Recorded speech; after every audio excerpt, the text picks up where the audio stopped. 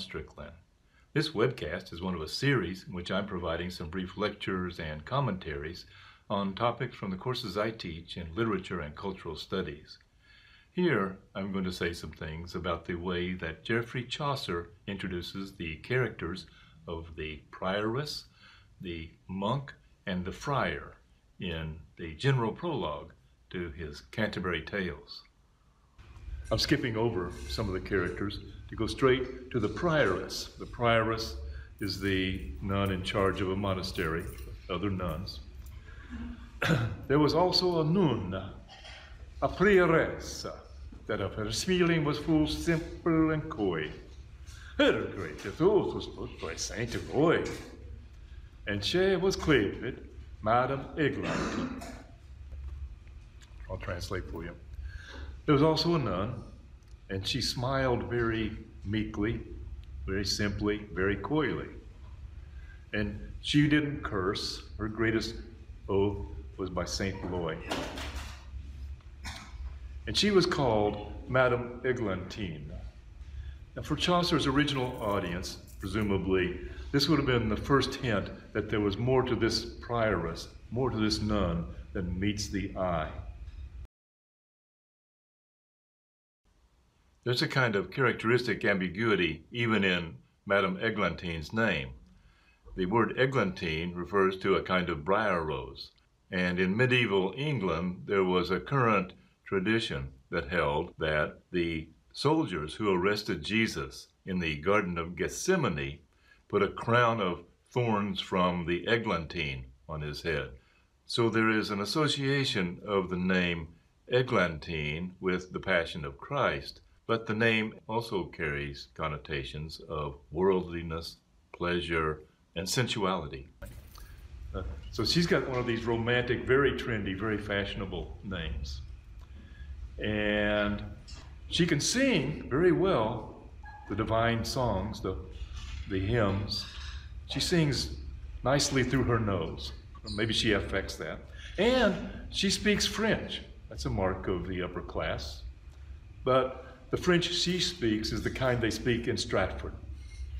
Not exactly the kind they speak really in Paris. So she may be putting on airs a little bit. Lest you think that she's crude or low class, let me tell you, she could handle her food. She was well taught. She let no morsel of meat drop from her lips onto her breast. She never dipped her fingers in her sauce. She was very courteous, and she had good table manners. She wiped her lips so clean after she drank from a greasy cup that you couldn't see anything on her lip or in the cup. And also, she was of great comportment, and she was pleasant and amiable. Let me tell you about her conscience. She's a Christian lady.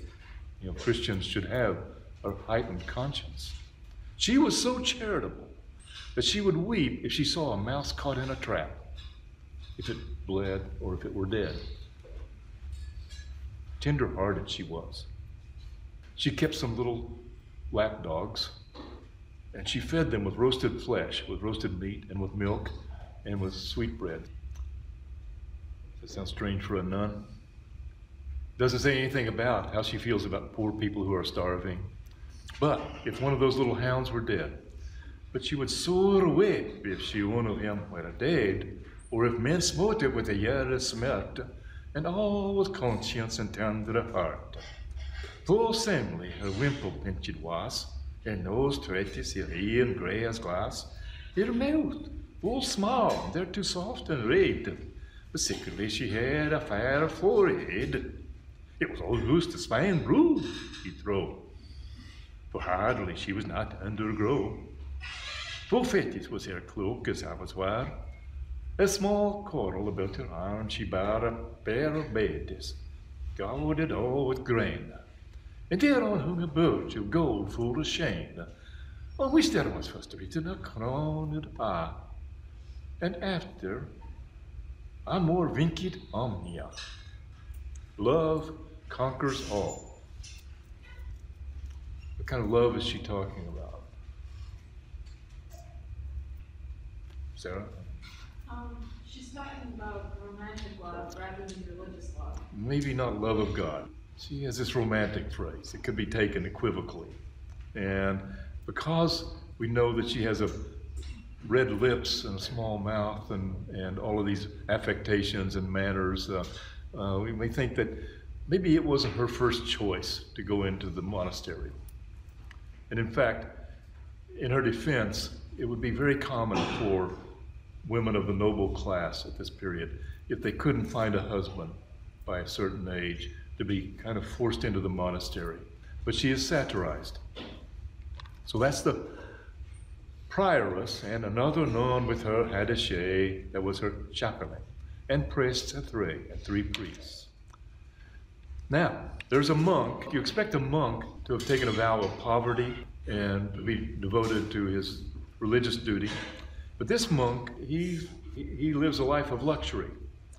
A monk there was, a fair for the maestri, an achtridier that love of venery, a manly man, to be an abbot able. Oh, many a dainty horse had he in stable. And when he rode, men mixed his bridle hair, jingling in a whistling wind all's clear, and heck his load as doth the chapel bell. There as this lord was keeper of the cell, the rail of Saint Maur of Saint Manet, because that it was old and some deal straight, this ilke monk let all things pass, and held after the new world the space. He yaft not of that text of pulled hen that saith that hunters been not holy men.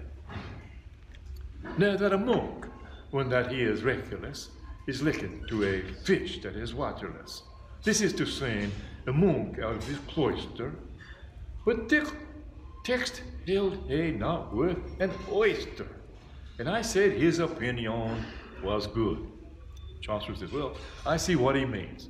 If you think he should stay in his cloister, he doesn't think that old prescription is worth an oyster. And this idea that people who go hunting are not holy men, that it's not a proper pursuit for a holy man, that doesn't make any sense to him. Why should he study and make himself wood upon a book and cloister alway to poor, or swinken with his hands in labor, as Austin did, as St. Austin would have him do? How shall the world be served? Let Austin have his swing, to him reserved. Therefore, he was a fricassura vita. He was well fed and well taken care of, well dressed. He liked to go hunting, and he was a monk. And if you say monks shouldn't go hunting, he doesn't agree. Now also there's a friar. This friar is a very friendly guy, and he's so friendly that if some young girl in a village that he visits gets pregnant, he'll go out of his way to find a husband for her from among the eligible young men of the village. Sometimes he might even pay for the wedding. He had made full many a marriage of younger women at his own cost. Now, why does Chaucer give us this particular detail about the friar? The implication is that he may himself have made these young women pregnant. So his generosity in helping these young girls to find a husband from among the eligible bachelors of their village, and his further generosity in sometimes even paying for the weddings at his own cost, may have resulted from some degree of self-interest and bears closer examination.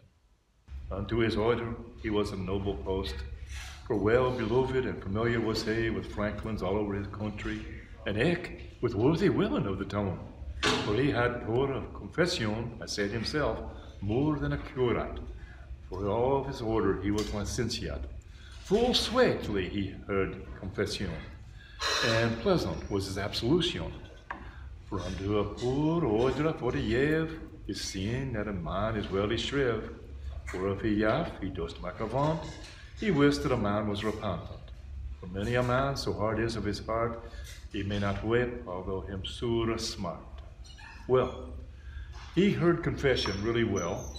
He was good at it, and he was pretty easygoing in forgiving people who confess their sins, especially if they if they were giving good donations. And he was especially skillful at hearing the confessions of the worthy women of the town. Some hint here that this friar, he may be abusing his clerical authority in sexual matters. So, the prioress, the monk, and the friar, and also the summoner and the pardoner, whom I have not discussed in this webcast, all are religious characters, all of whom are shown to be ambiguous. Only the parson, another religious character in the poem, is represented as a truly admirable religious figure. With that, I'll conclude this webcast, but as always, if you have questions or comments, please send me an email.